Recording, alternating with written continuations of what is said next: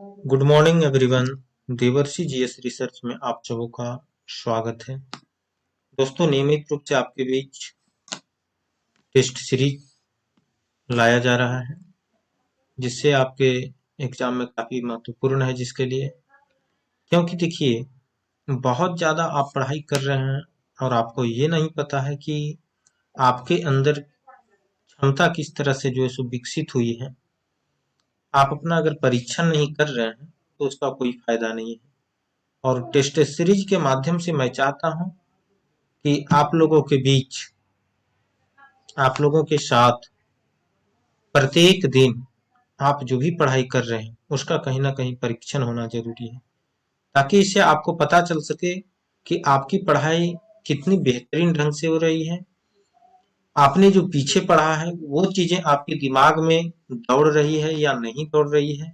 तो इसके लिए मैंने जीएस क्लास के साथ साथ जो क्लास लगभग लगभग आपके बीच सारे सब्जेक्ट को मैं लेकर के चल रहा हूँ, और वो क्लास की पहुंच आप तक हो रही है।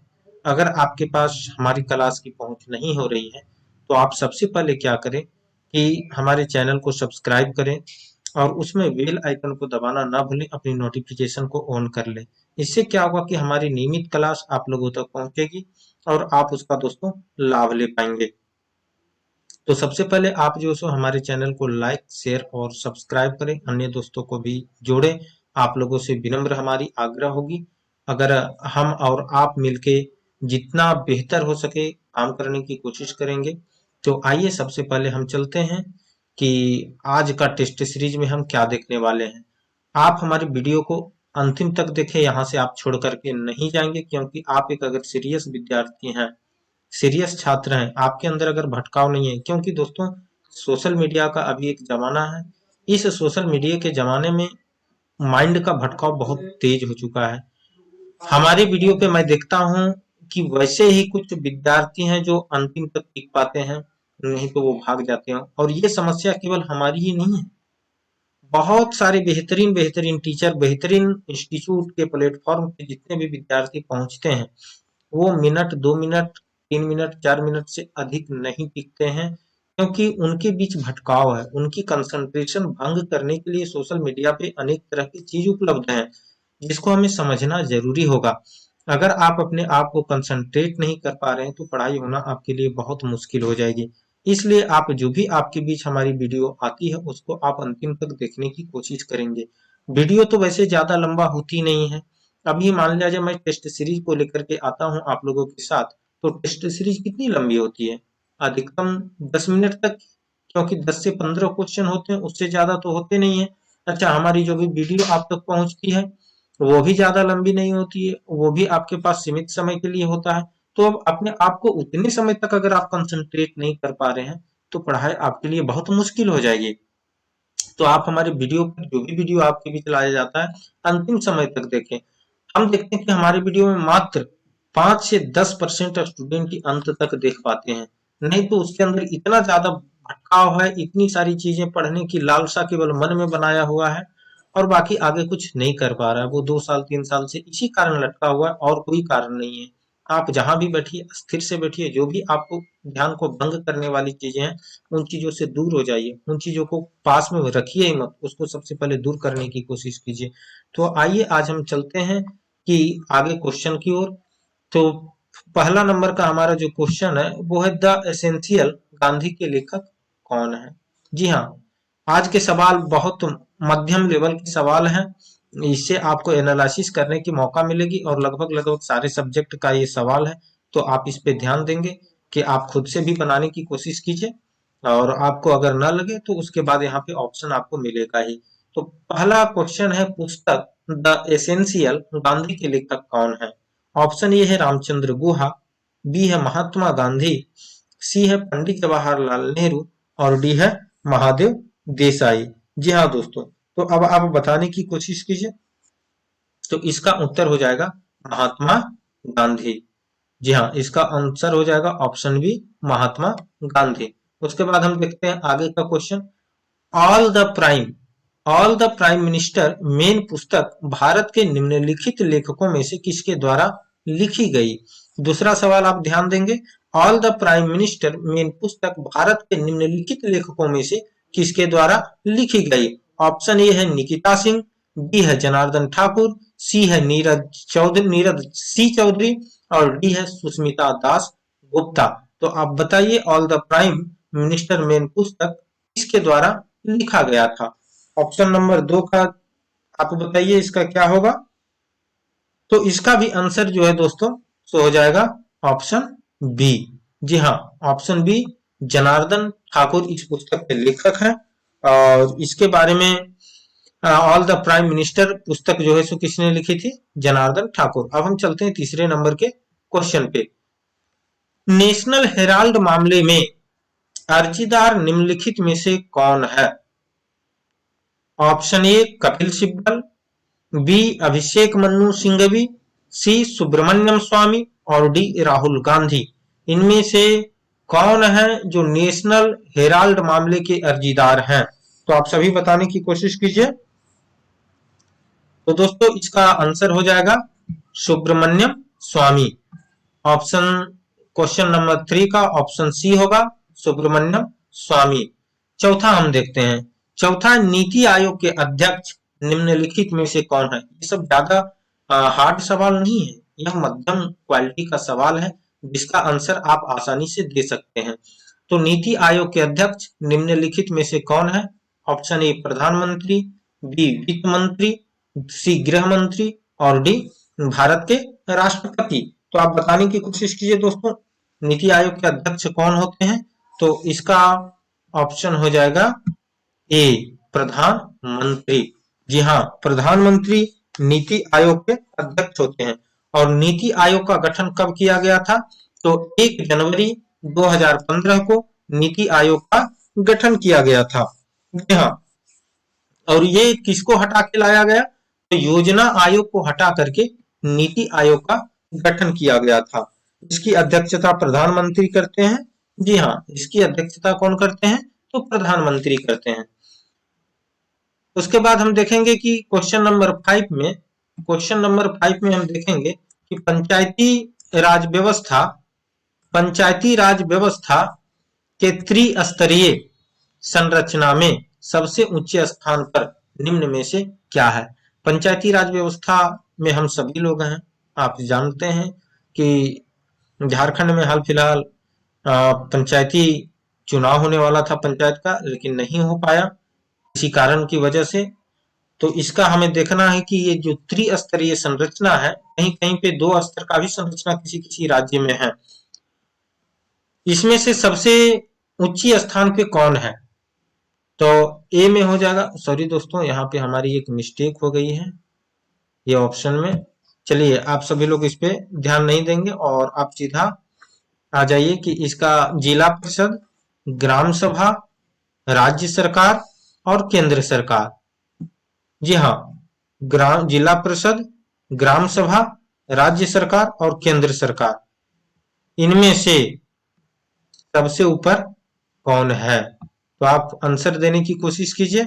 अगर आपको समझ में आ रही है तो ठीक है, आप कोशिश कीजिए कि इसका आंसर क्या होगा। जिला परिषद, ग्राम सभा, राज्य सरकार, त्रिस्तरीय संरचना में सबसे ऊंची स्थान पे कौन है?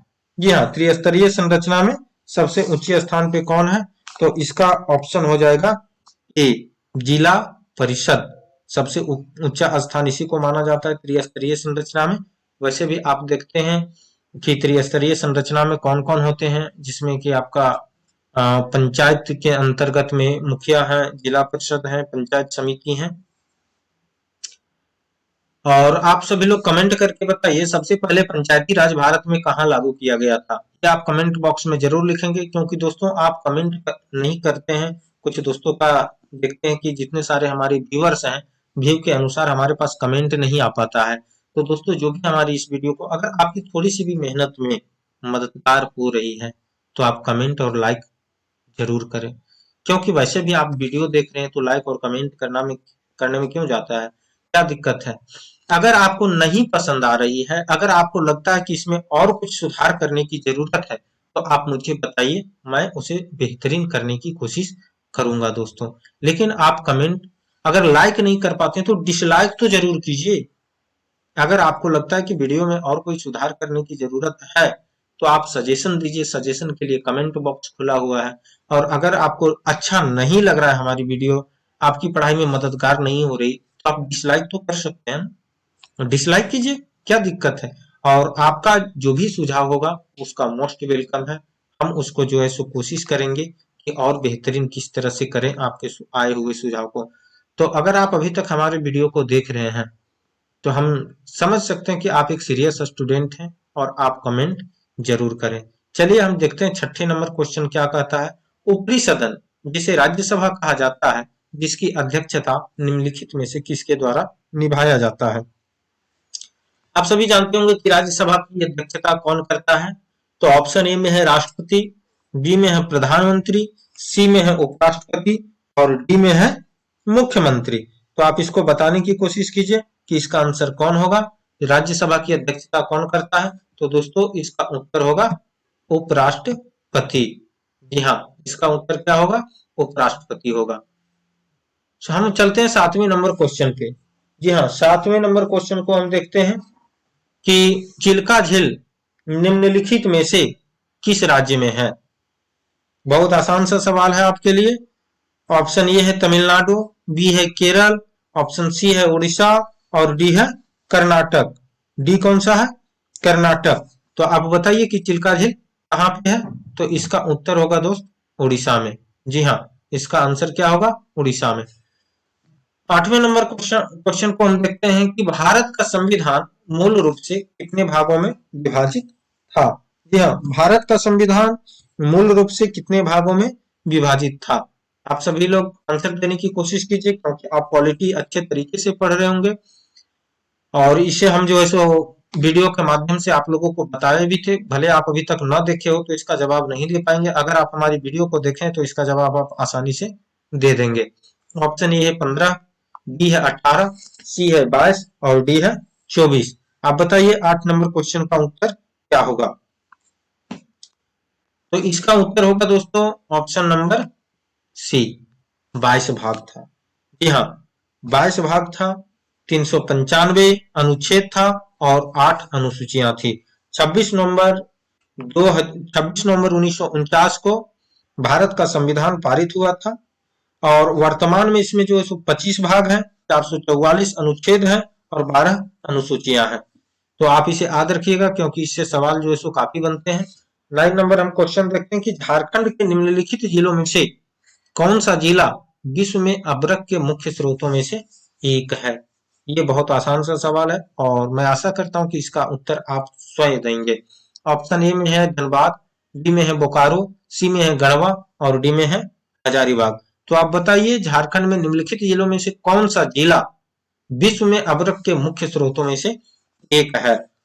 आशा करते हैं कि आपको उत्तर जो है सो समझ में आ गया होगा। आप बताइए इसका उत्तर क्या होगा।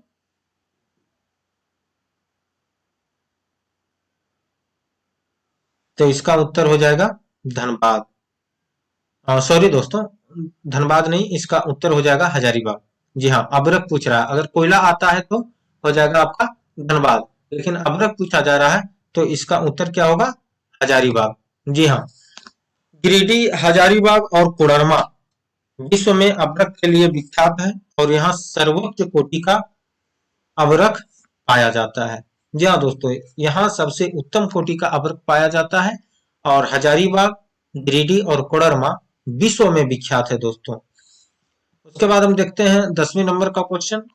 भारत के संवैधानिक सुधारों पर चर्चा करने के लिए पहला गोलमेज सम्मेलन कहाँ आयोजित किया गया। भारत के संवैधानिक सुधारों पर चर्चा करने के लिए पहला गोलमेज सम्मेलन कहाँ आयोजित किया गया। ऑप्शन ए है लंदन, बी है न्यू दिल्ली, सी है जम्मू और डी है बम्बई। आप उत्तर दीजिए। ये हिस्ट्री का क्वेश्चन है और हिस्ट्री में आप गोलमेज सम्मेलन तीनों आप पढ़ चुके होंगे, तो आप इसे बताने की कोशिश कीजिए। जी हाँ, तो इसका आंसर हो जाएगा, क्योंकि देखिए अंग्रेज जो थे, अंग्रेज तो कभी यहाँ पे बड़ा सम्मेलन भारत में करते नहीं थे। वो जो भी सम्मेलन करते थे और वहीं से भारत की भी सरकार चलाई जाती थी, तो उसका सम्मेलन कहाँ होता था, लंदन में। तो 10वां का आंसर क्या हो जाएगा, ऑप्शन ए। जी हाँ, ऑप्शन ए हो जाएगा। भारत में संवैधानिक सुधारों पर चर्चा करने के लिए प्रथम गोलमेज सम्मेलन 1930 से लेकर के जनवरी 1931 तक कब कहाँ हुआ था? लंदन में हुआ था। उसके बाद 11 नंबर क्वेश्चन है, भारतीय संविधान के निर्माण में कितने दिन लगे थे? भारतीय संविधान के निर्माण में कितने दिन लगे थे? बार बार ये सवाल पूछे जाते हैं लगभग प्रत्येक एग्जाम में, चाहे वो एक ग्रुप डी का एग्जाम हो, किसी पुलिस का एग्जाम हो, और आप जेपीएससी में जाइए, बीपीएससी में जाइए, हर एक जगह से आपको क्वेश्चन मिलेंगे। सचिवालय में तो ये सब क्वेश्चन की प्राथमिकता ही रहती है। तो ऑप्शन ए में है 2 साल 11 महीना 18 दिन, बी में है 2 साल 10 महीना 18 दिन, सी में है 2 साल 9 महीना 14 दिन, और डी में है 3 साल 2 महीना 18 दिन। तो अब आप बताने की कोशिश कीजिए कि इसका आंसर क्या होगा। तो दोस्तों इसका आंसर हो जाएगा ऑप्शन ए, 2 साल 11 महीना 18 दिन। 12 नंबर क्वेश्चन हम देखते हैं कि सिंधु घाटी सभ्यता का निर्धारित काल कब माना गया? जी हाँ, सिंधु घाटी सभ्यता ये आपका एंशिएंट इंडिया, प्राचीन भारत के सवाल है, और प्राचीन भारत के सवाल में से बहुत महत्वपूर्ण सभ्यता है। एग्जाम के दृष्टिकोण से यहाँ से सवाल बहुत सारे आते हैं, चाहे वो यूपीएससी हो, बीपीएससी हो, जेपीएससी हो, एसएससी हो, जेएसएससी हो, या तो आप दरोगा का एग्जाम दे रहे हैं, हर एक जगह पे इसका सवाल प्रमुखता से पूछी जाती है। तो इसका ऑप्शन ए जो हो जाएगा वो 2300 बीसी से लेकर 1750 बीसी तक, 2500 बीसी से लेकर के 1800 बीसी तक, 2000 बीसी से लेकर के 1750 बीसी तक, और 2100 बीसी से 1700 बीसी तक हो जाएगा इसका। तो अब आप इसका आंसर देने की कोशिश कीजिए, क्योंकि बहुत मजेदार ये टॉपिक है, और ये टॉपिक पढ़ने में आपको लगेगी कि नहीं, हम कहीं ना कहीं इस सभ्यता को जो जान रहे हैं, एक बेहतरीन सभ्यता के बारे में हम जानकारी ले रहे हैं। तो आप बताने की इसका कोशिश कीजिए। तो इसका आंसर हो जाएगा ऑप्शन ए, 2300 बीसी से लेकर 1750 बीसी तक। सिंधु घाटी सभ्यता की खोज किसने की थी? रखालदास बनर्जी, दयाराम साहनी, सीआर दत्त, रोमिला थापर। तो आप बताने की कोशिश कीजिए। तो इसका उत्तर हो जाएगा दयाराम साहनी। दयाराम साहनी ने कब खोज किया था सिंधु घाटी सभ्यता की? 1921 में। जी हाँ। उसके बाद सिंधु घाटी सभ्यता किस प्रकार की सभ्यता थी? ग्रामीण सभ्यता, नगरीय सभ्यता, ग्रामीण और नगरी दोनों, इनमें से कोई नहीं। तो ये जो सभ्यता थी वो थी नगरीय सभ्यता। जी हाँ, ये नगरीय सभ्यता थी, और आज से लगभग 5000 साल पहले नगरीय सभ्यता, मतलब कितना बड़ा, हमें एक सोचने पे मजबूर कर देता है। और वहां की जो आप देखिएगा, चाहे वो घर बनाने की प्रणाली हो, या स्नानागार हो, या अन्नागार हो, या तो फिर अगर नाली निकासी योजना है, गजब की मिलती है देखने को। आप सभी इसे गूगल में जाकर के देख सकते हैं, या तो आपके पास अगर एंशिएंट इंडिया का कोई बेहतर बुक होगी तो उसमें भी आप बेहतरीन तरीके से इसे समझने की कोशिश कीजिए। और ये सब जानना चाहिए दोस्तों। ये कोई जरूरत नहीं है कि आप एग्जाम के ही दृष्टिकोण से पढ़ाई कर रहे हैं, जानकारी के दृष्टिकोण से भी पढ़ाई किया जा सकता है। पढ़ने की कोई उम्र नहीं होती है। ज्ञान सर्वत्र है, बाकायदे निर्भर करता है आप पे, आप ले कहाँ रहे हैं। न तो कोई कोचिंग संस्थान, न तो कोई टीचर आपको ज्ञान का उस लेवल तक पहुंचा सकता है। पढ़ना आपको पड़ेगा, मेहनत आपको करना पड़ेगा, बस एक मार्गदर्शन का काम टीचर करेंगे। उसके बाद हम चलते हैं 15 नंबर क्वेश्चन देखते हैं, और आज का लास्ट क्वेश्चन है, भारत के वर्तमान रक्षा मंत्री कौन है? निर्मला सीतारमण, अमित शाह, राजनाथ सिंह, अर्जुन मुंडा। आप बताने की कोशिश इसका कीजिए, और मैं आशा करता हूं कि इसका आंसर मैं नहीं दूंगा, आप कमेंट बॉक्स में लिखेंगे कि भारत के वर्तमान रक्षा मंत्री कौन है। जी हाँ, कमेंट बॉक्स में आप बताइए कि भारत के वर्तमान रक्षा मंत्री कौन है। तो दोस्तों आप सभी को आज के लिए धन्यवाद। आप तब उसे आज्ञा मैं चाहता हूँ, आप हमारे चैनल को लाइक, सब्सक्राइब, शेयर करना, कमेंट करना नहीं भूलेंगे। ये मैं जिम्मेवारी आपके ऊपर छोड़ के जाता हूँ। तो धन्यवाद।